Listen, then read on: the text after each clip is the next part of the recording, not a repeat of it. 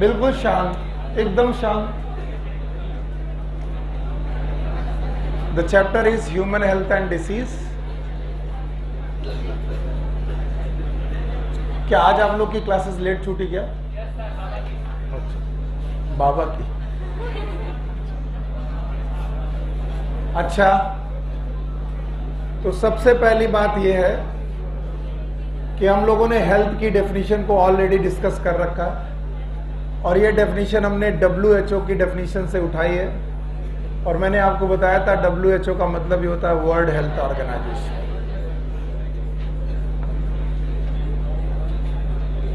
एकदम शांत रहें आप लोग तो अच्छा रहेगा।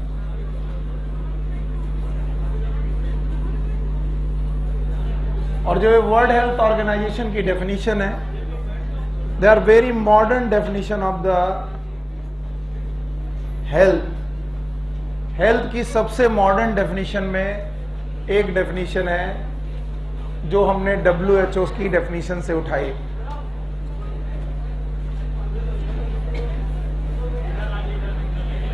आइए आप लोग इधर आइए, जगह आइए, आगे आइए,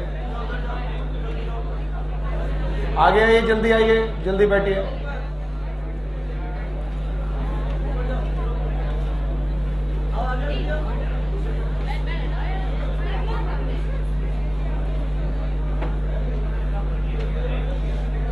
चलो बेटा इधर आओ, चलो अंदर। आप लोग थोड़ा पीछे जाने दो बच्चों को।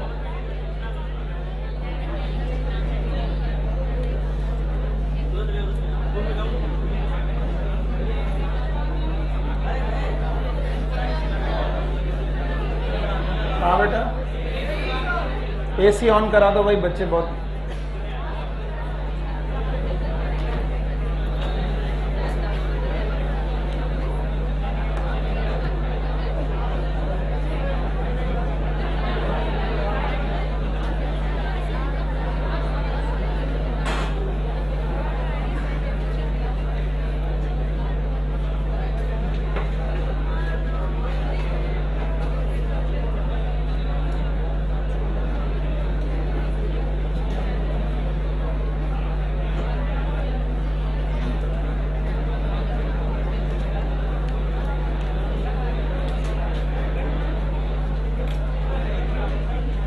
आइए बेटा आइए।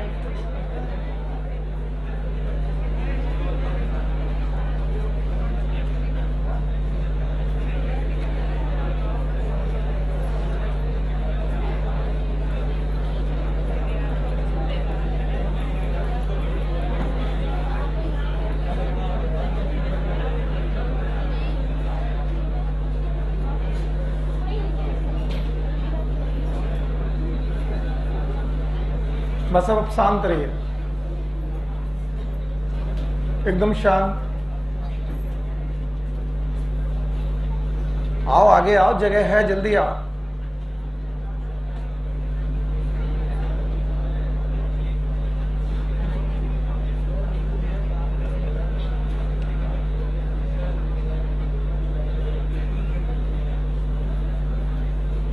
आइए सूरज, जल्दी आइए।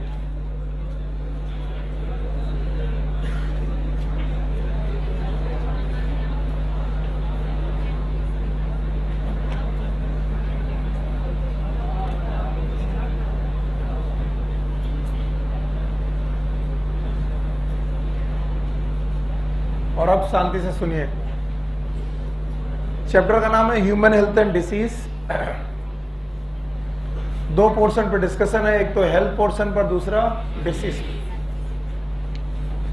तो फर्स्ट ऑफ ऑल हम लोग हेल्थ की सबसे मॉडर्न डेफिनेशन जो हमें WHO ने बताई है, उस डेफिनेशन को दोबारा लिखने जा रहे हैं। रिप्रोडक्टिव हेल्थ में इस डेफिनेशन को हम लोग लिख चुके हैं, और वर्ल्ड हेल्थ ऑर्गेनाइजेशन ने बताया है कि हेल्थ का मतलब क्या है। एक्चुअली आप गांव में चले जाओ, हेल्दी मतलब वो लोग सोचते हैं मोटा। बोले यार हमारे भाई साहब बड़े हेल्दी हैं, तो पूछोगे अच्छा हेल्दी हैं, बाकी लोग बीमार हैं। तो जब उनके भाई साहब को देखोगे तो थोड़े मोटे होंगे वो, तो वो उनका थॉट प्रोसेस ही गड़बड़ है।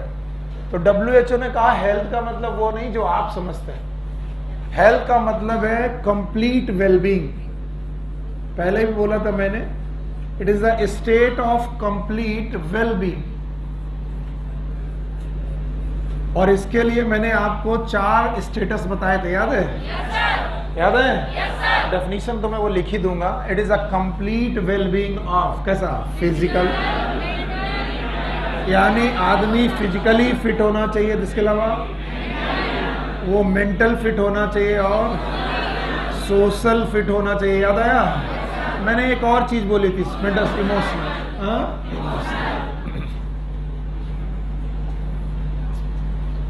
तो ये है हमारा तरीका डेफिनेशन को तोड़ तोड़ के पढ़ने का। It is a complete wellbeing. कैसी complete wellbeing? Physical, mental, emotional and social. NCERT में जब जाओगे तो लिखा होगा it is a state of complete wellbeing that should be physical, mental, emotional और सोशल। तो WHO ने कहा कि वो आदमी एकदम हेल्दी माना जाएगा जिसकी बॉडी, फिजिकल बॉडी बहुत बढ़िया है। वो बंदा बहुत ही हेल्दी माना जाएगा जिसका ब्रेन, मेंटल स्टेटस बहुत बढ़िया है। वो आदमी बहुत बढ़िया माना जाएगा, हेल्दी माना जाएगा जिसको गुस्सा वगैरह नहीं आती, इमोशनली बहुत बैलेंस्ड। और वो आदमी भी बहुत अच्छा हेल्दी माना जाएगा जिसके पड़ोसी उससे दुखी ना हो। सोसाइटी में भी उसका ऐसा रिलेशन हो कि वहां पर वेलबींग चल रही है, सोसाइटी में उसका कोई दुश्मन नहीं है। तो बता रहा हूं, WHO की अगर डेफिनेशन के चक्कर में तुम रहे तो तुमको हमेशा लगेगा कि तुम बीमार हो। कोई ना कोई एस्पेक्ट खराब हो जाना है। मान लो बॉडी सही हुई तो किसी दिन ब्रेन खराब होना है, ब्रेन सही हुआ तो किसी दिन गुस्सा ज्यादा आ गया, गुस्सा सही हुआ तो किसी दिन पड़ोसी ने तुम्हारे घर में कूड़ा फेंक दिया। तो आप समझते हो 4 एस्पेक्ट हैं। It is a complete wellbeing of physical, mental, emotional and social. तो ये जो डेफिनेशंस हैं ये बहुत मॉडर्न डेफिनेशन है। ऐसा जरूरी नहीं है कि जो आज हम सोच रहे हैं वही हमारे अर्ली थॉट थे। तो बोलते हैं early thought was the different.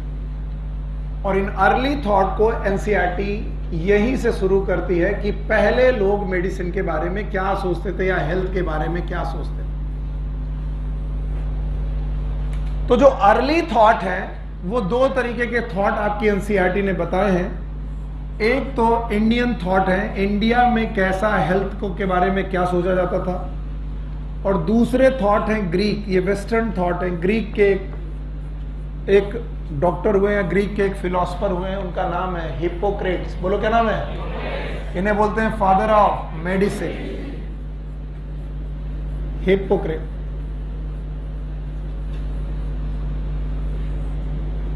He is father of medicine.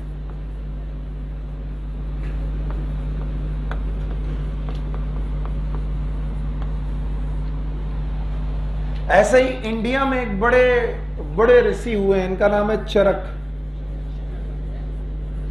और इनके साथ ही एक और ऋषि हुए, इनका नाम है सुश्रुत।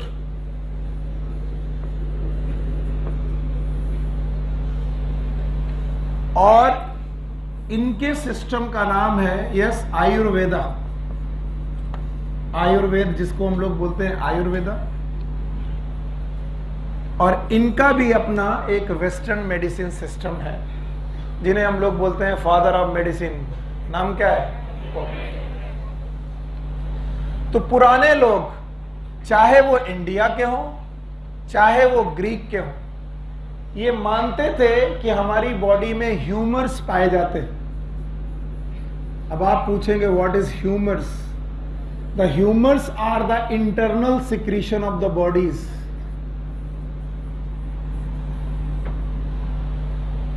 याद रखना, ग्रीक फिलोसफर भी सोचते थे कि बॉडी के अपने कुछ इंटरनल सिक्रीशन है। उन इंटरनल सिक्रीशन का नाम क्या रखा? ह्यूमर। और इंडियन बेटा ऋषि मुनि भी समझते थे कि अपने बॉडी के कुछ ह्यूमर है। हमारे इंडियन लोग भी यही सोचते थे कि इंडिया में भी कि कुछ हमारे ह्यूमर हैं जिनको बैलेंस होना चाहिए। और दोनों तरफ के लोग, चाहे वो ग्रीक लोग हों चाहे इंडियन लोग हों, वो मानते हैं कि ह्यूमर का बैलेंस होना बहुत जरूरी है। अगर ह्यूमर बैलेंस है तो याद रखना आप हेल्दी हैं, और अगर इनका सिक्रीशन, इन ह्यूमर का सिक्रीशन बैलेंस नहीं है तो आपको बीमारी है। अच्छा, इंडियन सिस्टम के इन ह्यूमर्स का नाम था वात, पित्त एंड कफ। वात हिंदी में लिख रहा हूं, वात, पित्त और कफ। अंग्रेजी में इन्हें बोलते हैं वाता, दैट इज वायु, पित्त एंड कफ।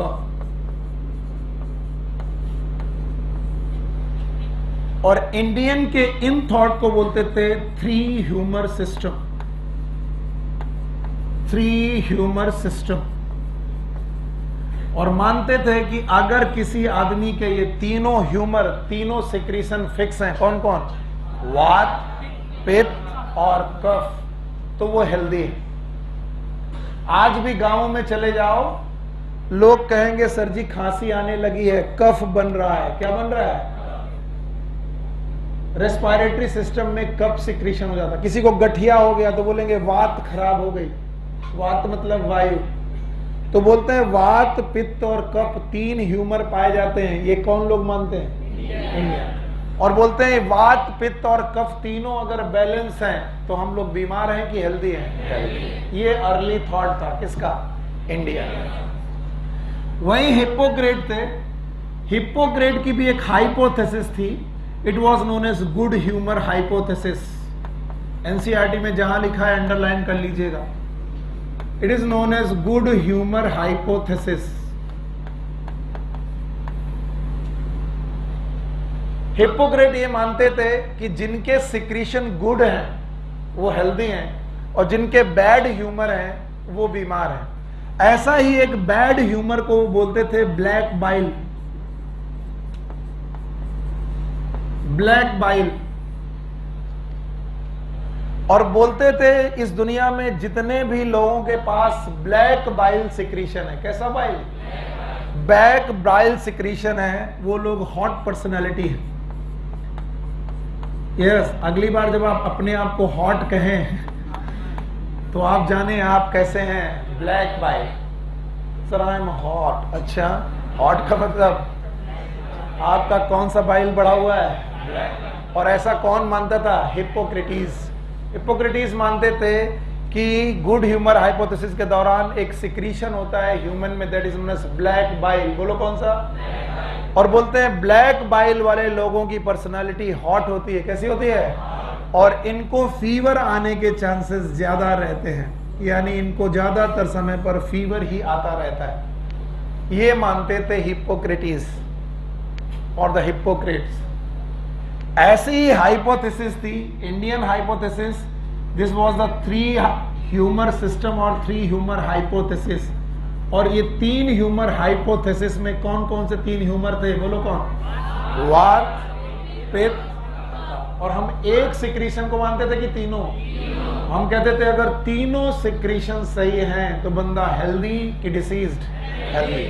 आज भी तुम चले जाओ, पूरा आयुर्वेद इसी पे डिपेंडेंट है। वात, पित्त, कफ। भगवान ना करे कि आप एमबीबीएस ना कर पाओ, और अगर कहीं आप इस वाली ब्रांच में चले गए, कौन? BMS. What is BMS? Bachelor in Ayurveda medicine and surgery.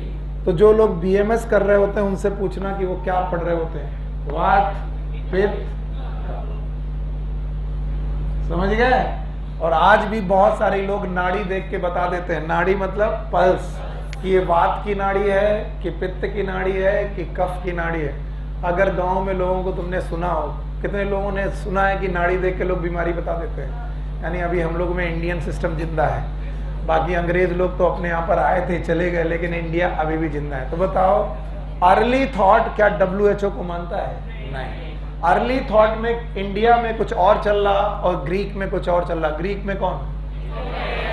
Hippocrates. और इंडिया में कौन? चरक। सुश्रुत खैर सर्जरी के लिए थे। कौन थे? Charak. He is the father of Indian medicine. Father of, and he is the father of medicine. Overall medicine के फादर कौन है? हिप्पोक्रेटिस। इनकी हाइपोथेसिस का नाम गुड ह्यूमर हाइपोथेसिस। और गुड ह्यूमर हाइपोथेसिस की वजह का एक पॉइंट है कि किसी को क्या निकला है? अगर उसकी बॉडी में ब्लैक बाइल है तो बताओ वो कैसी है, हॉट पर्सनालिटी। और अगर वो हॉट पर्सनालिटी वाला है तो उसे क्या आएगा, फीवर। पक्का? अच्छा बताओ, इंडिया में मानने वाले लोग कौन सी वेद को मानते हैं? और आयुर्वेद में वो एक ह्यूमर मानते हैं कि 3?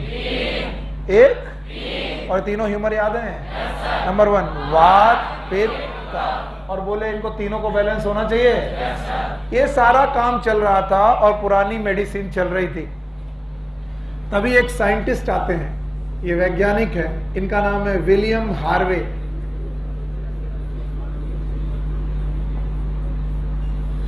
विलियम हार्वे ने सर्कुलेटरी सिस्टम की डिस्कवरी की। Circulatory system. और इन्होंने देखा कि हार्ट से 2 प्रकार की ब्लड वेसल्स निकल रही हैं, एक आर्टरी और दूसरी। और आर्टरी जो है वो ब्लड को क्या कर रही है, आर्टरी जो है वो ब्लड को क्या कर रही है, ले जा रही है, और वेन लेके आ रही है। सर्कुलेटरी सिस्टम की डिस्कवरी करने के बाद विलियम हार्वे ने ब्लड का टेम्परेचर नापा। और ब्लड का टेम्परेचर नापने के लिए इन्होंने थर्मोमीटर का यूज किया, थर्मोमीटर। और उन्होंने 2 पर्सनालिटीज को बुलाया, एक वो जो नॉर्मल पर्सनालिटी है कि भाई तुम भी आओ, एक नॉर्मल बंदे को बुलाया, और एक हॉट पर्सनालिटी को बुलाया। कैसे बताया? बोला भाई जो हॉट पर्सनालिटी है उसके पास कैसा बाइल हो, और ब्लैक बाइल का नेचर है कि उसकी बॉडी का टेम्परेचर कम होना चाहिए कि ज्यादा। तो उन्होंने ब्लैक बाइल वाली पर्सनालिटी को बुलाया और नॉर्मल पर्सनालिटी को बुलाया, और दोनों का टेम्परेचर लिया थर्मोमीटर से, और दोनों का टेम्परेचर 37 डिग्री सेंटीग्रेड मिला। उन्होंने कहा कि हिप्पोक्रेटिस से गलती हो गई। हिप्पोक्रेटिस ने जो बात कही थी वो थ्योरी थी कि हाइपोथेसिस, और वो ट्रू। और अगर वो एक्सपेरिमेंट में देखा जाए तो वो ट्रू है कि फॉल्स। और इस तरीके से गुड ह्यूमर हाइपोथेसिस को डिस्कार्ड कर दिया गया। Good humour hypothesis was discarded. पूरी तरीके से इसे मना कर दिया गया कि नहीं, ये बात सही नहीं है। गुड ह्यूमर हाइपोथेसिस ऐसी कोई हाइपोथेसिस नहीं होती। याद रखना, इंडियन सिस्टम अभी भी इतना प्रोटेक्टेड है कि उसको कोई डिस्कार्ड नहीं कर पाया आज तक। हमने एक नई ब्रांच बनाई, ब्रांच का नाम क्या है, आयुर्वेद। लेकिन ग्रीक सिस्टम में गुड ह्यूमर हाइपोथेसिस को डिस्कार्ड किया। और किसने डिस्कार्ड किया? William Harvey. तो भले ही हमारा सिस्टम थोड़ा पीछे है आयुर्वेदा, लेकिन क्या हम डिस्कार्डेड लोग हैं? नो। इसी तरीके से एक सिस्टम है यूनानी सिस्टम। कौन सा? ऐसे ही एक सिस्टम है चाइनीज मेडिसिन। कौन सा? और हर मेडिसिन अपने अपने देश में बड़ी पावरफुल है और बहुत अच्छी तरीके से बिहेव कर रही। खैर, हमारे इंडिया में हम लोगों ने आयुर्वेदा को छोड़कर मॉडर्न सिस्टम ऑफ मेडिसिन मानना चालू किया। Now I am going to teach you about the modern system of medicine.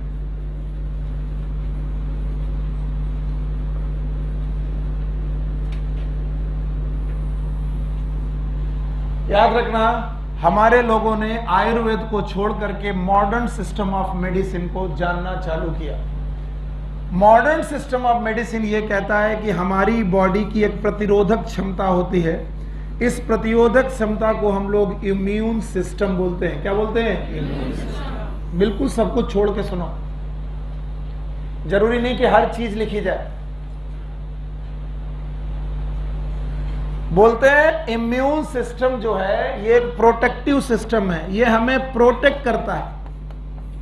अगर हमारी बॉडी में वायरस घुसने लगे, बैक्टीरिया घुसने लगे, या कोई भी पैथोजन घुसने लगे जो हमें बीमार करना चाहता है, तो बताइए इस पैथोजन से हमें कौन प्रोटेक्ट करता है? तो इम्यून सिस्टम जितना ज्यादा मजबूत, हम उतना ज्यादा बीमार हो जाएंगे, हम उतना सुरक्षित रहेंगे। और बोलते हैं इस इम्यून सिस्टम को डायरेक्ट इफेक्ट कर सकता है माइंड, यानी हमारा ब्रेन। बोलते हैं हमारा माइंड या हमारा ब्रेन इम्यून सिस्टम को रेगुलेट करता है बाय नर्वस सिस्टम।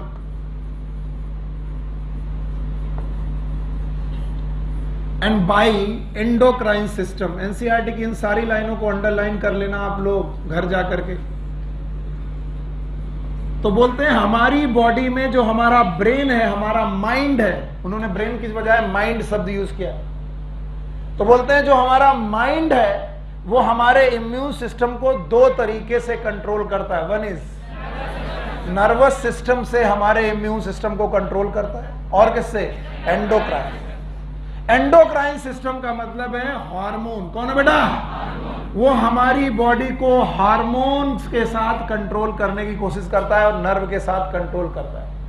और हमारा माइंड हमारे इम्यून सिस्टम को इनडायरेक्टली कंट्रोल करके हमें हेल्दी बनाने की कोशिश करता है। तो बोलते हैं अगर हमने अपना माइंड डिस्टर्ब कर दिया, क्या डिस्टर्ब कर दिया? अगर हमारा माइंड डिस्टर्ब हुआ तो बताओ अल्टीमेटली क्या डिस्टर्ब हो जाएगा? माइंड डिस्टर्ब हुआ तो उससे भेजे गए सिग्नल बचेंगे कि डिस्टर्ब? और अगर ये डिस्टर्ब हो गया तो इम्यून सिस्टम, और अगर इम्यून सिस्टम डिस्टर्ब तो हमें क्या हो जाएगी? डिसीज। क्या हो जाएगी?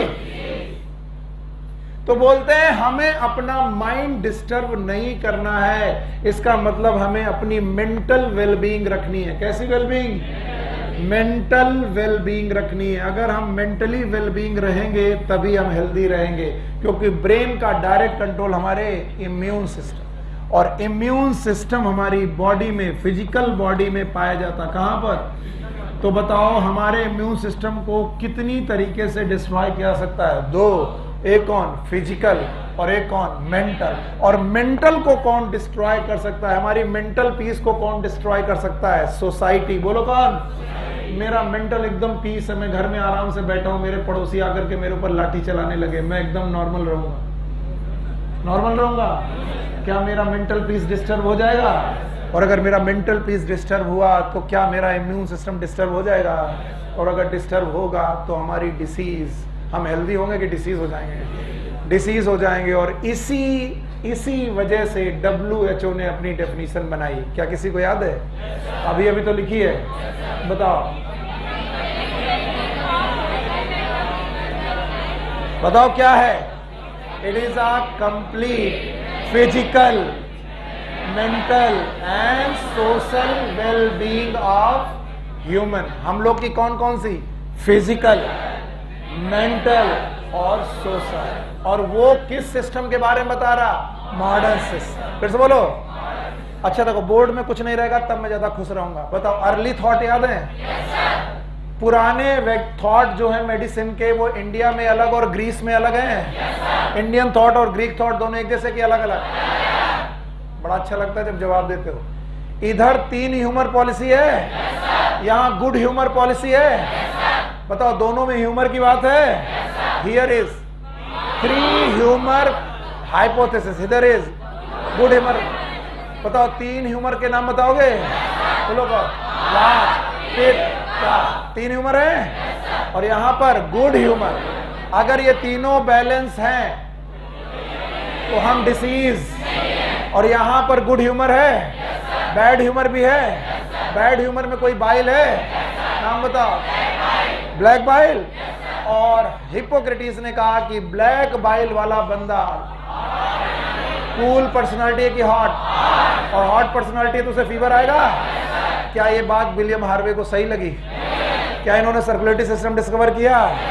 और इन्होंने कहा ये बात सही, क्योंकि चाहे ब्लैक बाइल वाला हो चाहे नॉर्मल हो, दोनों का टेम्परेचर लोगे तो टेम्परेचर, और उसे फीवर आने की कोई ऐसी टेंडेंसी? बताओ, हमारे हिप्पोक्रेटिस का गुड ह्यूमर हाइपोथेसिस सही कहा गया कि डिस्कार्ड? और फिर हमें मॉडर्न हाइपोथेसिस दी गई, और उस मॉडर्न हाइपोथेसिस में अभी मैंने 3 पॉइंट बोले। बताओ, माइंड किसको कंट्रोल करेगा? बस इस चैप्टर में भूलना मत। ये चैप्टर बहुत प्यारा है और इसमें भूलना बहुत होता है, आप बहुत चीजें भूल जाते हो। अब मॉडर्न मेडिसिन क्या बताती है? बताओ, कौन किसे कंट्रोल करता है? माइंड। किसको? कितनी तरीके से? एक कौन और एक? क्या नर्वस सिस्टम भी आपके इम्यून सिस्टम को कंट्रोल करेगा? एंडोक्राइन सिस्टम भी? और ये कंट्रोल कौन करेगा? हाँ? अगर आपका इम्यून सिस्टम बढ़िया है तो आपको प्रोटेक्शन मिलेगा वायरस, बैक्टीरिया और बीमार। तो बताओ, अगर आपकी बॉडी खराब है, बॉडी सही है और ब्रेन खराब है, तो आप हमेशा हेल्दी रहोगे। आपकी हेल्थ बिगड़ जाएगी। तो आपको बॉडी भी ठीक रखनी है और माइंड क्या सोसाइटी से भी रिलेटेड है। तो बताओ कितने वेलबींग बताए गए? 3, जिसको मैंने 4 बताए थे, याद है? कम से कम 3 बोलो। It is a physical, mental, social. मैंने मेंटल में इमोशनल लगाया था, अब 4 बोलो। Physical, mental, emotional, social. 4 wellbeing है। और अगर चारों हमारे करेक्ट हैं, कैसे हैं? तो हम हेल्दी की डिसीज। पक्का? ये है मॉडर्न मेडिसिन। और बोलते हैं मॉडर्न मेडिसिन ही बोलती है कि भैया हेल्थ इन 4 वजहों से बिगड़ सकती है। अगर ये 4 वजह बिगड़ गई, कौन कौन? Physical, mental, social, emotional. इसके अलावा health can be affected by 3 more thing. 3 और चीजें हैं जो आपको पॉइंट बनाकर लिखी गई हैं। बताओ कौन कौन सी और 3 चीजें हैं? एक है जेनेटिक डिसऑर्डर।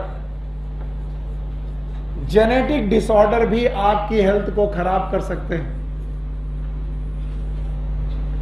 जेनेटिक डिसऑर्डर वो डिसऑर्डर होते हैं जो हमें बाय बर्थ मिलते हैं अपने मम्मा पापा से। याद रखना, बाय बर्थ शब्द का मतलब होता है कंजेनाइटल डिसऑर्डर। ऐसे डिसऑर्डर जो हमें बचपन से मिले हों, जिन पे हमारा कोई बेटा वश ना चल सके। अगर किसी को डाउन सिंड्रोम है, अब वो क्या अपना फिजिकल सही रखेगा, क्या मेंटल सही रहेगा? बताओ, वो पहले से ही बीमार है। इसका मतलब है जेनेटिक डिसऑर्डर आपकी हेल्थ को डिस्टर्ब कर सकते हैं। दूसरे तरीके के डिसऑर्डर हैं, these are known as infection. बोलो क्या बेटा? इन्फेक्शन। Okay, infections. अब ये इन्फेक्शन बैक्टीरियल हो सकते हैं, वायरस हो सकते हैं, और भी जाने बहुत सारी चीजें हो सकती हैं। इसके अलावा हमारी हेल्थ अफेक्टेड है हमारी लाइफ स्टाइल से और हमारी हैबिट से। कोई बोले सर हमको एक आदत पड़ गई है सिगरेट पीने की। बताओ आप हेल्दी हैं कि बीमार? बीमार, बहुत बीमार है। आपके लंग्स में तार है, क्या है जो आपको बीमार। तो बोलते हैं लाइफ स्टाइल और हैबिट आपको बहुत बहुत दूर तक, बहुत अच्छी हेल्थ तक ले जा सकती हैं और बहुत खराब हेल्थ तक भी ले जा सकती हैं। लाइफ स्टाइल में आपको 4 हैबिट्स पे बहुत ध्यान देना चाहिए। एक तो आप क्या खा रहे हैं, इस पे बहुत ध्यान दें।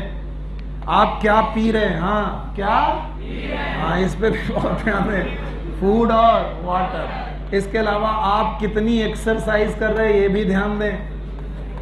और आप ये भी देखें कि आप कितना रेस्ट ले रहे हैं। यहाँ तो दिन से लेकर सुबह से लेकर शाम तक क्लास है, और अगर क्लास है तो रेस्ट, और रेस्ट नहीं है तो आप बीमार हैं। क्या है?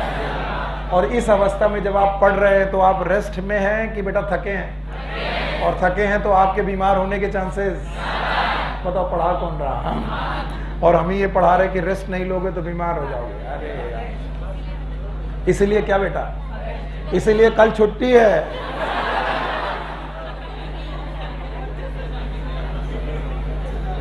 कल जैसे ही 6 बजे सोचना अरे सुनील सर की क्लास में जाना है, फिर कहना जाओ, नहीं जाएंगे।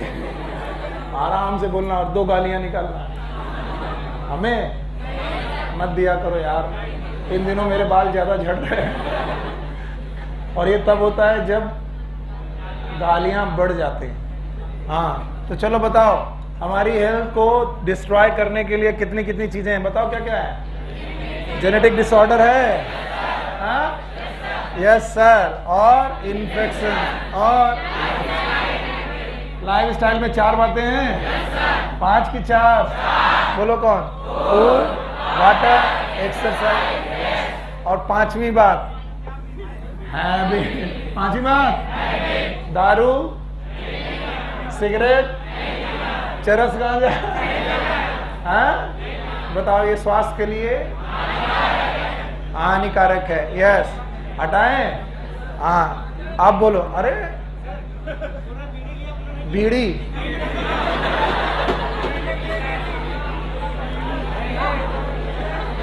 कह रहा आपने सिगरेट मना किया, बीड़ी नहीं किया। हाँ, तो क्या तुम बीड़ी पीते हो? बोलता नहीं, दिन भर नहीं पीते सर, सुबह से पेट साफ नहीं होता।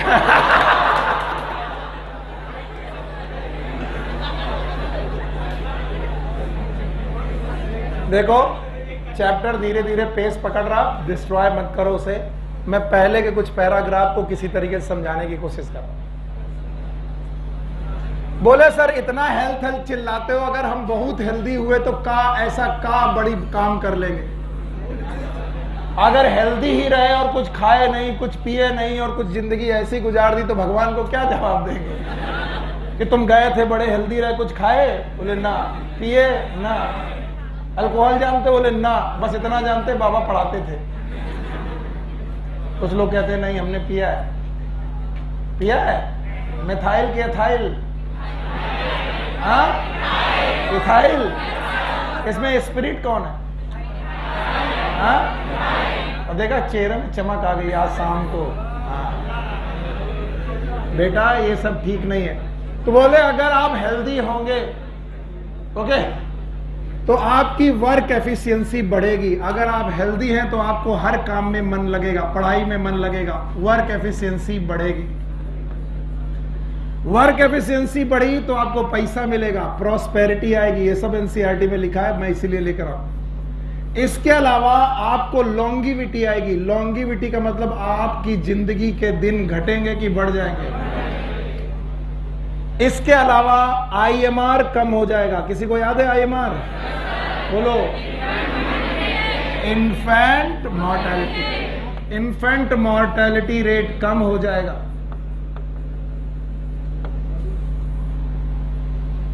एमएमआर कम हो जाएगा। एमएमआर का मतलब है मैटरनल मॉर्टेलिटी रेट। तो हम लोगों को कोशिश करनी चाहिए कि हम लोग हेल्दी बने रहें। इतने सारे फायदे हैं, बताओ हेल्दी बने रहने से क्या क्या फायदे हैं? वर्क एफिशिएंसी बढ़ेगी, और बोलो प्रॉस्पेरिटी बढ़ेगी, लॉन्गिविटी, आयु, लॉन्गिविटी का मतलब आयु, आपकी उम्र घटेगी कि बढ़ेगी? बढ़ेगी। और एमएमआर बढ़ेगा। What is IMR? बच्चे जल्दी मर जाएंगे? नहीं मरेंगे। और एमएमआर, मम्मी जो होंगी वो मरेंगी कि नहीं मरेंगी? नहीं। याद रखना, माँ बच्चे को पैदा करते वक्त मर जाती है, इसे बोलते हैं एमएमआर। बोलो क्या बोलते हैं? तो बताओ, कहते हैं इतने सारे फायदे हैं, तो how do we get the health? बहुत लाख% का क्वेश्चन है। How do we get good health? हमें अच्छी सेहत पाने के लिए क्या करना चाहिए? शायद इसमें अगर मैं पूछने जाऊंगा तो सबको मालूम होगा, सब लोग जानते हैं कि अच्छी सेहत कैसे मिल सकती है। याद रहेगा? अच्छा कैसे? यस, पहला काम बैलेंस डाइट। यहां से निकलते ही समोसा खाएं। यस भाई साहब, यहां से निकलते ही अपनी डाइट पे ध्यान देना चालू करो। इनफैक्ट काकादो में आधे से ज्यादा बच्चे, आधे से ज्यादा 70% बच्चे मेल नरिश है। कैसे हैं? मेल नरिश का मतलब अच्छा नरिशमेंट की खराब? उनको जो दाल मिल रही है खाने को टिफिन में, सड़ी हुई है,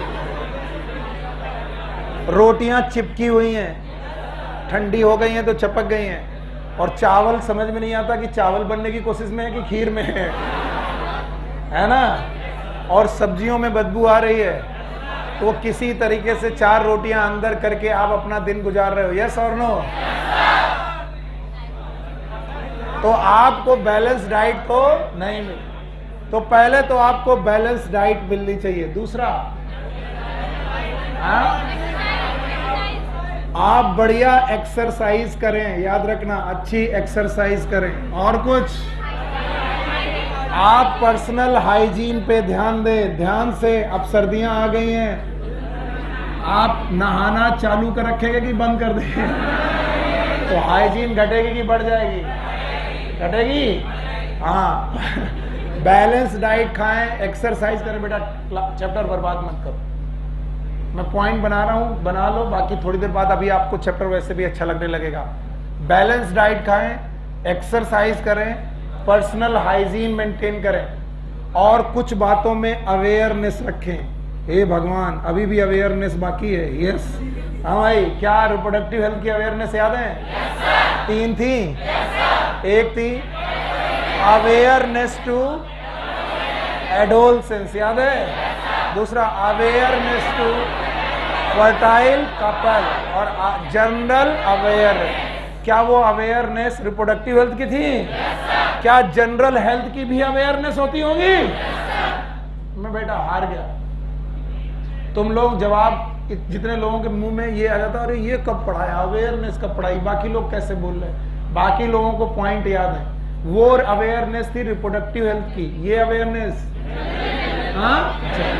जनरल हेल्थ की अवेयरनेस है। तो अवेयरनेस अबाउट डिसीज, कौन डिसीज फैली है उसका ध्यान रखें। कोरोना फैल गया तो दौड़ दौड़ के लोगों के बीच में गले मिले।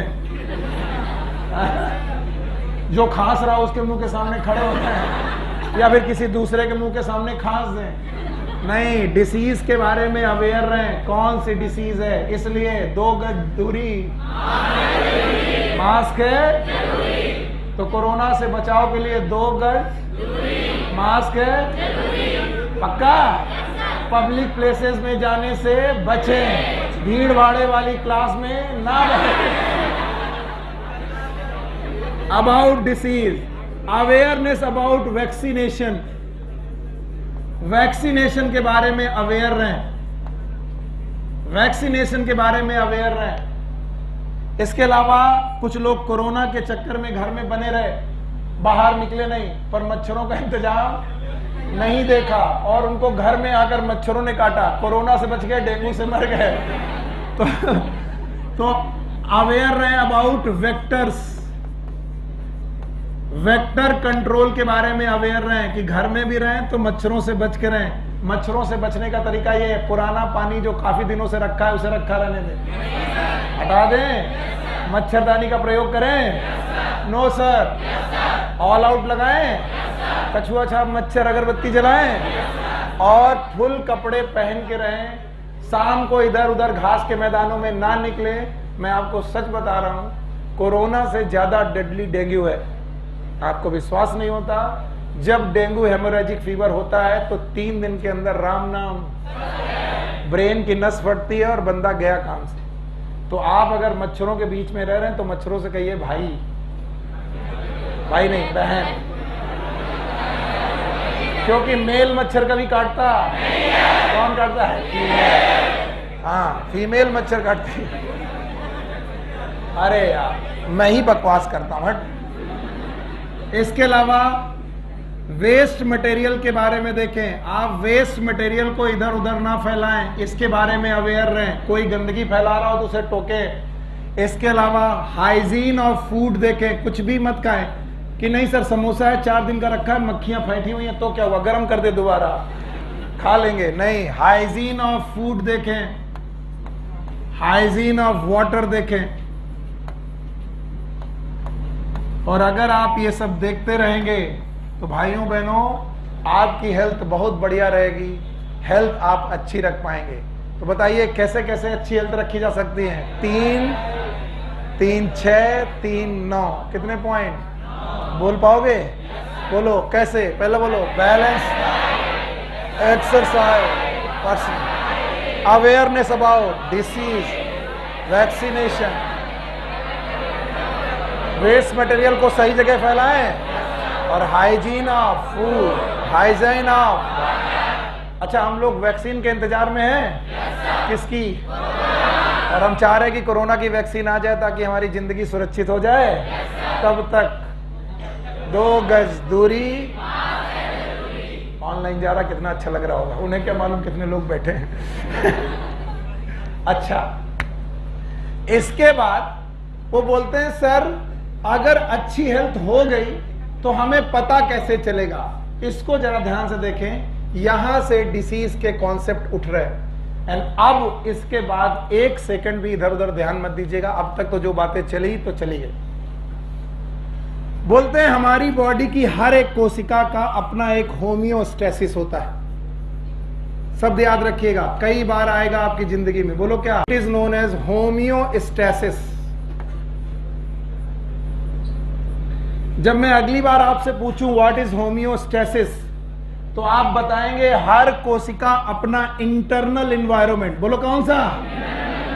हाँ, हर एक कोशिका, मेरी शरीर की हर एक कोशिका अपना इंटरनल एनवायरनमेंट कांस्टेंट, मेंटेन नहीं, ये सही शब्द है चित्रांश ने जो बोला, अपना इंटरनल एनवायरनमेंट कांस्टेंट रखना चाहती है। तो पहला पॉइंट आप पूछोगे कि कांस्टेंट एनवायरनमेंट मतलब क्या, यानी हर एक कोशिका अपना टेम्परेचर, अपना पीएच, अपना प्रेशर, अपना इंटरनल एनवायरनमेंट कैसा रखना चाहती है? कांस्टेंट। और अगर हर कोशिका का इंटरनल एनवायरनमेंट कांस्टेंट रहा भाइयों बहनों, तो यहां पर होने वाली मेटाबॉलिज्म, बोलो क्या? मेटाबॉलिज्म या फिर फिजियोलॉजिकल रिएक्शन। अब आप लोग बोलेंगे सर मेटाबॉलिज्म क्या है, तो हम कहेंगे फिर तो बहुत गड़बड़ हो गया, इसका मतलब आपने कुछ नहीं पढ़ा।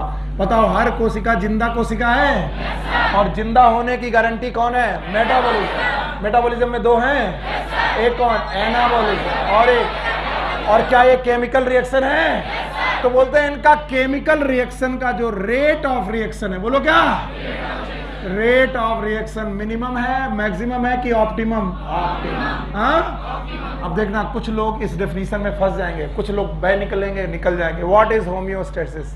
Every cell of the body try to maintain so that metabolic process और फिजियोलॉजिकल रिएक्शन उस सेल की मिनिमम रेट पे हो, मैक्सिमम है कि ऑप्टिमम? और अगर ऑप्टिमम रेट पर यहां रिएक्शन चल गई भाइयों बहनों, अगर किसी भी कोशिका में सारी रिएक्शन ऑप्टिमम रेट पे चल गई, सारी रिएक्शन ऑप्टिमम रेट पे चलने लगी, तो याद रखना ये कोशिका आपको ईज में ला देगी। किस में ला देगी? Ease. What is ease? Ease मतलब आराम। ईज मतलब आराम। पर कहते हैं कभी कभी कुछ फैक्टर्स, ध्यान से सुनो, कभी कभी कुछ फैक्टर्स हमारी होम्योस्टेसिस को डिस्टर्ब कर देते हैं, और अगर इन्होंने होम्योस्टेसिस को डिस्टर्ब कर दिया तो इंटरनल एनवायरनमेंट बचेगा कि डिस्टर्ब हो जाएगा? हाँ? और अगर इंटरनल एनवायरनमेंट डिस्टर्ब हो गया तो रेट ऑफ रिएक्शन बचेगा कि डिस्टर्ब हो जाएगा? और जब सब कुछ डिस्टर्ब हो रहा है तो ईज में भी डिस आ जाएगा। क्या आ जाएगा? Dis. What is dis? Dis मतलब डिस्टर्ब। ईज बीमारी का नाम डिस नहीं आया, यो का आया। What is ease? आराम से। और जब आराम में हो जाए खलल, disease, and that is known as disease. तो डिसीज शब्द कहां से आया? ईज में प्रॉब्लम। किस में प्रॉब्लम? और ईज का मतलब आराम। आराम में खलल पहुंच गई तो क्या हो गया? डिसीज। अगर मैं इसे हटा दूं तो क्या तुम ये सब बोल पाओगे? मुझे डाउट है कि तुम बोल पाओगे। बता पाओ, बोल पाओगे? अगर डाउट ना होगा तो मैं फिर लिख दूंगा। बताओ, व्हाट इज होम्योस्टेसिस? बिल्कुल घबराओ मत। हर कोशिका, क्या? दोबारा लिखते हैं। हर कोशिका अपना एक्सटर्नल की इंटरनल, इंटरनल एनवायरनमेंट, कैसा एनवायरनमेंट को डिस्टर्ब करेगा कि कांस्टेंट? क्या अपना इंटरनल एनवायरनमेंट कांस्टेंट रखना चाहती है? अगर इन्होंने अपना इंटरनल एनवायरनमेंट कांस्टेंट रख लिया तो कौन सा तीर मार लेंगे? मार लेंगे। कौन सा? अगर इनका इंटरनल एनवायरनमेंट कैसा रहा? कांस्टेंट। तो बताओ, rate of reaction, rate of reaction minimum, maximum की ऑप्टिमम? और ये किस रिएक्शन की बात कर रहे हैं? मेटाबॉलिज्म। अगर बेटा कोशिका की मेटाबॉलिज्म कैसी है? ऑप्टिमम। फिर से बोलो। तो बताओ, कोशिका ईज में है कि डिसीज में? और कभी कभी कुछ फैक्टर्स आएंगे। ये कौन से फैक्टर्स हैं वो देखेंगे हम। क्या इन्होंने सब कुछ डिस्टर्ब कर दिया? पहले इंटरनल एनवायरनमेंट डिस्टर्ब हुआ, फिर रिएक्शन डिस्टर्ब हो गई, और अगर रिएक्शन डिस्टर्ब हो गई तो फिजियोलॉजी डिस्टर्ब हो गई, और फिजियोलॉजी अगर डिस्टर्ब हो जाए तो उसे बोलते हैं पैथोलॉजी। बोलो क्या बोलते हैं? कभी कोई पूछे व्हाट इज पैथोलॉजी, बोलो disturb physiology is known as. और अगर आपको पैथोलॉजी हो गई, सॉरी, अगर आपको पैथोलॉजी हो गई तो आप ईज में है कि डिसीज। तो आपको क्या हो गया? डिसीज। तो डिसीज क्यों होती है और कैसे होती है आपको समझ में आएगा जब आपकी नॉर्मल फिजियोलॉजी चलती रहे कि डिस्टर्ब हो जाए, और डिस्टर्ब हो जाए तो आपको डिसीज हो जाएगी। ईज से क्या हो जाएगी? डिसीज। हटाएं? अभी बता पाओगे? हाँ, हाउ डिसीज हैपन? डर है मुझे। अगर किसी ने पूछा तुम बता नहीं पाओगे। पहले बोलो हर कोशिका का क्या होता है? हाँ, आंतरिक एनवायरनमेंट है, पीएच है, टेम्परेचर है, प्रेशर है, और उस इंटरनल एनवायरनमेंट को हम डिस्टर्ब रखना चाहते हैं कांस्टेंट। अगर ये सब कुछ कांस्टेंट रहा तो क्या हो जाएगा? Rate of reaction minimum, maximum के ऑप्टिमम। और अगर रेट ऑफ रिएक्शन ऑप्टिमम हो गया तो फिजियोलॉजी अच्छी रहेगी। फिजियोलॉजी अच्छी तो ईज की डिसीज। कभी कभी कुछ फैक्टर आएंगे ऐसे गंदे फैक्टर हमारी फिजियोलॉजी को डिस्टर्ब कर देंगे। फिजियोलॉजी डिस्टर्ब हुई तो क्या आ जाएगी? पैथोलॉजी। पैथोलॉजी होगी, और पैथोलॉजी हो गई तो हमें क्या हो जाएगा? डिसीज। फिर से बोलो, अब ध्यान से सुनो। डिसीज करने वाले उन फैक्टर्स को जनरली हम पैथोजेंस बोलते हैं। क्या बोलते हैं? क्या बोलते हैं? अब इधर देखो,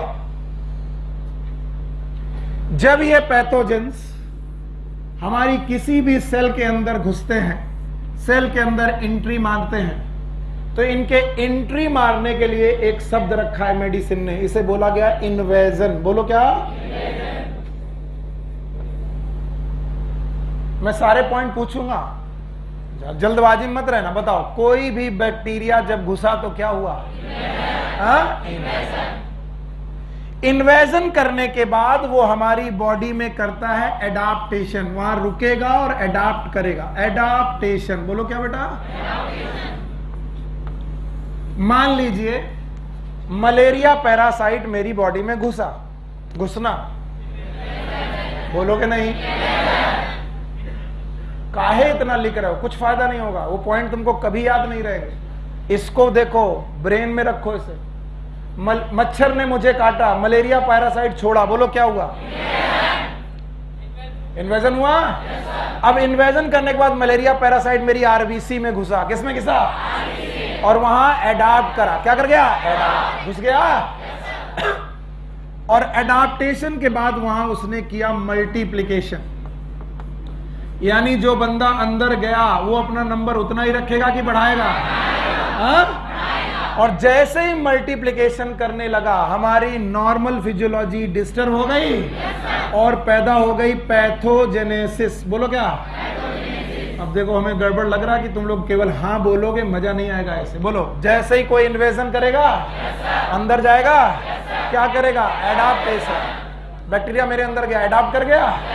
एडाप्ट करने के बाद क्या किया? मल्टीप्लिकेशन। मल्टीप्लिकेशन के बाद जैसे ही पैथोजेनेसिस की, बताओ, सेल की मॉर्फोलॉजी और फिजियोलॉजी वही रहेगी? बदल गए। तो जैसे ही मॉर्फोलॉजी और फिजियोलॉजी बदली, क्या क्या? मैं नहीं समझा। क्या मॉर्फोलॉजी क्या होता है? यानी सेल का अपीयरेंस बदल जाएगा। Yes sir. सेल का रिएक्शन बदल जाएंगी, और इन सेल की मॉर्फोलॉजी बदलने से पैदा हुए साइंस। क्या पैदा हुए? And symptom. बोलो क्या? और जैसे ही साइन और सिम्टम्स पैदा हुए, इन साइन और सिम्टम्स की वजह से हमें हो गई डिसीज। बोलो क्या? आओ मलेरिया को पढ़ते हैं, अभी 2 मिनट में पढ़ते हैं। मलेरिया नहीं पढ़ते, सोचते हैं बीमारी। बताओ, क्या प्लाज्मोडियम अंदर गया, रुका, मल्टीप्लाई किया और हीमोजॉइन ग्रेन्यूल बनाने लगा? हीमोजॉइन ग्रेन्यूल बनने की वजह से हमारी आरबीसी टूटने लगी और हमारे साइन और सिम्टम आने लगे। बुखार आने लगा। बुखार आना इज 5 पॉइंट याद रहेंगे? बोलो, invasion, adaptation, multiplication, pathogenesis, appearance of sign and symptom, and this appearance of sign and symptoms is known as disease. जिस दिन MBBS करने जाओगे यही तुम्हें पढ़ाना है, पूरे 5 साल यही पढ़ना है कि कैसे नॉर्मल फिजियोलॉजी डिस्टर्ब होकर के क्या कहलाती है? पैथोलॉजी। बोलो क्या? जो कभी कोई पूछे व्हाट इज पैथोलॉजी, नॉर्मल की अब नॉर्मल? जो नॉर्मल चल रहा था वो चलना बंद हो जाए, एबनॉर्मल हो जाए। इट इज फिजियोलॉजी और पैथोलॉजी।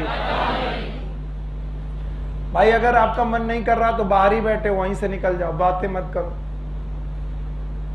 सबसे पीछे इतनी मेहनत करके बैठे हो, अपना टाइम वेस्ट कर रहे हो। घर में गए होते तो बढ़िया चाय बना के पी रहे होते, गरम गरम।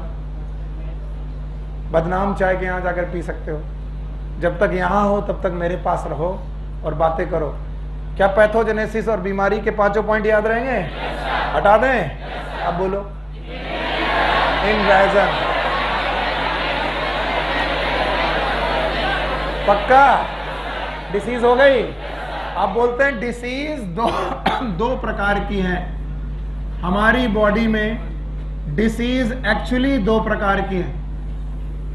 यही शब्द लिखेगा, एनसीईआरटी में शब्द नहीं लिखे, यही लिखिएगा जो मैं पहले लिखा रहा। One is known as communicable disease. ये एनसीईआरटी में शब्द नहीं लिखे। कम्युनिकेबल डिसीज और दूसरी तरीके की डिसीजेज हैं non communicable disease.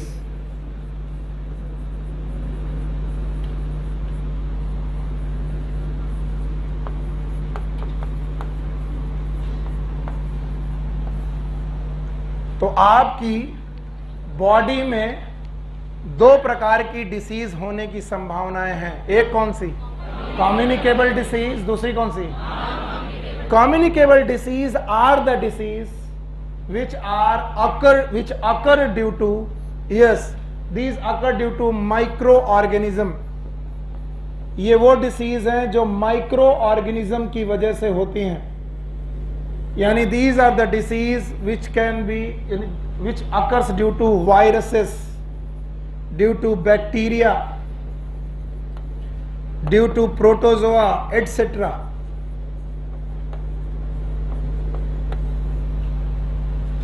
And non-communicable disease, they occur due to lifestyles, habits and hygiene। इनमें कोई भी माइक्रो ऑर्गेनिज्म नहीं इन्वॉल्व होता है। There is no micro organism involve.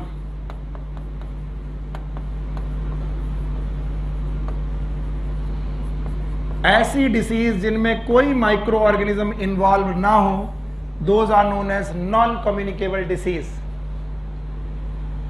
चूंकि कम्युनिकेबल डिसीज माइक्रो ऑर्गेनिज्म की वजह से होती हैं, ये एक पर्सन से दूसरे पर्सन में जा सकती हैं। क्योंकि ये माइक्रो ऑर्गेनिज्म की वजह से हो रही हैं, इसलिए ये एक पर्सन से दूसरे पर्सन में जा सकती हैं। And that's why sometimes they are known as infectious disease।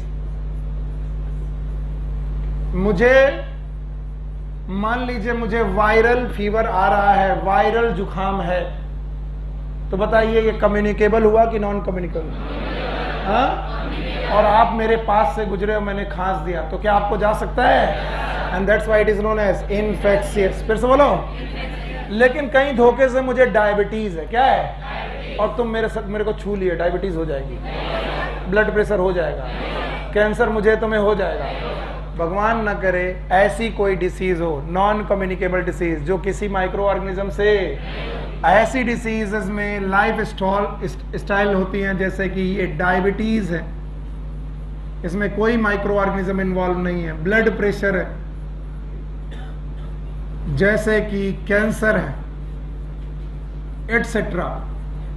ऐसी डिसीज नॉन इन्फेक्शियस हैं, ये कभी छूने से, एक दूसरे के साथ रहने से कभी नहीं फैलेंगी। Non infectious. याद रखना, इन्फेक्शियस डिसीज में सबसे ज्यादा डेडली डिसीज है AIDS. Full form acquired immunodeficiency syndrome. दूसरा है रेबीज। बोलो कौन? रेबीज कुत्ते के काटने से होती है, लेकिन वो कुत्ता जिसको रेबीज हो, ओनली कम्युनिकेबल डिसीज। फिर से बोलो। Only communicable disease which is 100% fatal is rabies. ये क्वेश्चन याद रखना। अगर कभी आ जाए कि एक कम्युनिकेबल डिसीज बताओ जिसमें मृत्यु अवश्य संभावी है, मरोगे ही, रेबीज। रेबीज इज 100% फेटल, बचना नहीं है। आज तक शायद रेबीज के 3 केस ऐसे हुए हैं पूरी दुनिया में जिनको बचाया गया, लेकिन वो भी मानसिक विक्षिप्त हो गए, यानी उनका दिमाग खराब हो गया। तो ये क्वेश्चन 2001 ऑल इंडिया पीएमटी का है। ऑल इंडिया पीएमटी 2001 में आया हुआ क्वेश्चन है। मैं ये पेपर दे रहा था और पेपर देते वक्त ये पूछा गया था, only communicable disease which is 100% fatal. मैंने एड्स लगा दिया था, मुझे लगा एड्स हो गया तो मरना ही है। नहीं, एड्स होने के बावजूद भी आप 10 साल तक अगर हाइजीन प्रॉपर रखो तो 10 से 15 साल तक आराम से जी सकते हो। लेकिन रेबीज हो गया 14 दिन, कितने दिन? 13 से 14 दिन, बस इसके बाद राम नाम सत्य है। तो बताओ, only communicable disease which is 100% fatal, rabies. तो 2 डिसीज बड़ी डेडली हैं, एड्स और रेबीज। और नॉन कम्युनिकेबल डिसीज में सबसे खतरनाक डिसीज है कैंसर। भगवान दुश्मन को भी ना हो, क्योंकि ये अगर हो गया तो आपकी टिकट कट चुकी है, आज नहीं तो कल बुलावा आ गया। अगर 2 स्टेज क्रॉस कर लिए हो तो, कितनी स्टेज? अगर कैंसर 3rd स्टेज पे पहुंच गया या 4th स्टेज पे पहुंच गया, अब नहीं बचोगे। मुश्किल से 5 साल, 5 साल के बाद राम नाम। तो नॉन कम्युनिकेबल में कौन सबसे डेडली है? कैंसर। फिर से बोलो। और कम्युनिकेबल में कौन सी? रेबीज। बता पाओगे? बताओ डिसीज कितने प्रकार की? 2। बोलो कौन कौन? कम्युनिकेबल और हटा दें। क्या है डेफिनेशन कम्युनिकेबल की? वो डिसीज जो माइक्रो ऑर्गेनिज्म से फैलती हैं, वायरस से, बैक्टीरिया से, प्रोटोजोअस फैलती हैं, इनको क्या बोलते हैं? कम्युनिकेबल। क्या कम्युनिकेबल डिसीज में ही कुछ डिसीज इन्फेक्शियस भी हैं? पक्का? तो all the infectious disease are communicable कि नॉन कम्युनिकेबल? कम्युनिकेबल। लेकिन अगर कोई नॉन कम्युनिकेबल डिसीज है, कैसी? वो किसी माइक्रो ऑर्गेनिज्म से, वो आपकी इंटरनल फिजियोलॉजी गड़बड़ होने से हो सकती है और लाइफ स्टाइल से हो सकती है। जैसे डायबिटीज। बोलो क्या? डायबिटीज किस बैक्टीरिया से होती है? किसी से नहीं। क्या ये हमारे हार्मोन से होती है? कौन सा हार्मोन? इंसुलिन। बढ़ जाता है कि कम? ब्लड प्रेशर हो सकता है, हार्ट अटैक हो सकते हैं। क्या ये सब डिसीजेस जो हैं कम्युनिकेबल हैं कि नॉन कम्युनिकेबल? कम्युनिकेबल में 2 सबसे डेडली डिसीज, एड्स और इनमें भी 100% फेटल। हाइड्रोफोबिया बोलते हैं। क्या बोलते हैं? अगर ये हो गया तो बच्चा पानी से डरने लगता है, जिसे भी कुत्ते ने काटा है। और याद रखना, दूसरी नॉन कम्युनिकेबल डिसीज में सबसे खतरनाक कौन? कैंसर। तो नॉन कम्युनिकेबल में कैंसर और कम्युनिकेबल में रेबीज और एड्स। आपकी बुक ने रेबीज नहीं लिखा है, क्या लिखा है? एड्स। सो बच्चों, there is some list of communicable disease और एक 2 डिसीज आपकी बुक में एक्सप्लेन की गई हैं। तो कम्युनिकेबल डिसीज की एक लिस्ट है। प्लीज इस पूरी लिस्ट को पूरा करिए मेरे साथ। इसमें से कुछ एनसीईआरटी में है, कुछ नहीं है। पूरा करिए मेरे साथ।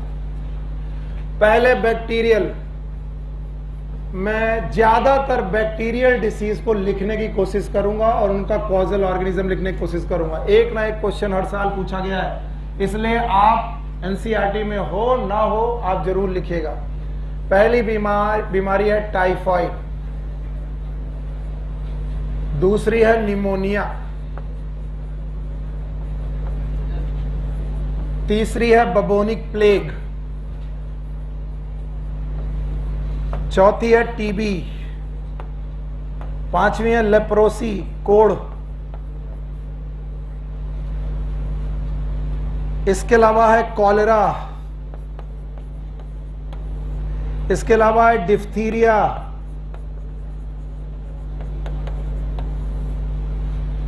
इसके अलावा है टिटनस, इसके अलावा है पर्टुसिस, वूपिंग कफ, कुकुर खांसी। जब आप खांसे तो कुत्ते जैसी आवाज है, अब कुछ लोग करेंगे जरूर। ये बच्चों को होती है वूपिंग कफ। 5 साल से छोटे बच्चों को, 10 साल से छोटे बच्चों को बहुत, इसे बोलते हैं कुत्ता खांसी, कुकुर खांसी। That is known as pertussis. और भी एक आधी डिसीज होंगी, कम से कम इनके नाम लिखने हैं, इनका कॉजल ऑर्गेनिज्म लिखेगा। देखते हैं कितने लोगों को आता है, आएंगे तो बताएंगे। Typhoid, it is Salmonella typhi नाम का बैक्टीरिया है जिससे ये बीमारी होती है। यस, निमोनिया, डिप्लोकोकस निमोनी या फिर स्ट्रेप्टोकोकस निमोनी या फिर हीमोफिलस इन्फ्लुएंजा। ये भगवान जगह नहीं बची, प्लेग कहीं और लिख देंगे। हीमोफिलस इन्फ्लुएंजा ये बैक्टीरिया है, वायरस नहीं है, याद रखना।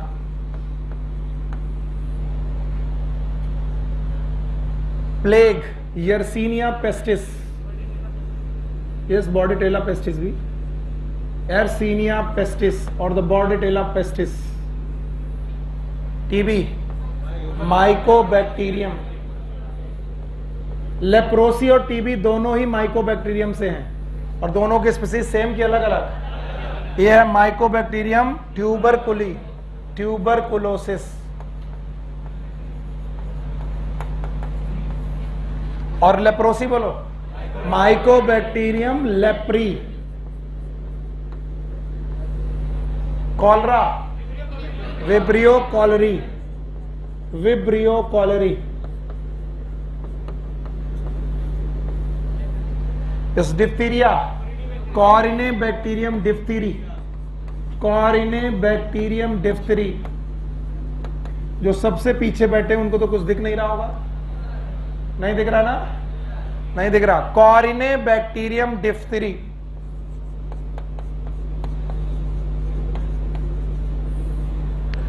Tetanus,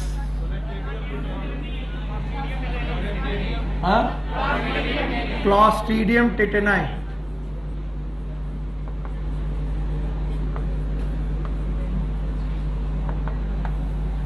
pertussis, it is bordetella pertussis, bordetella pertussis.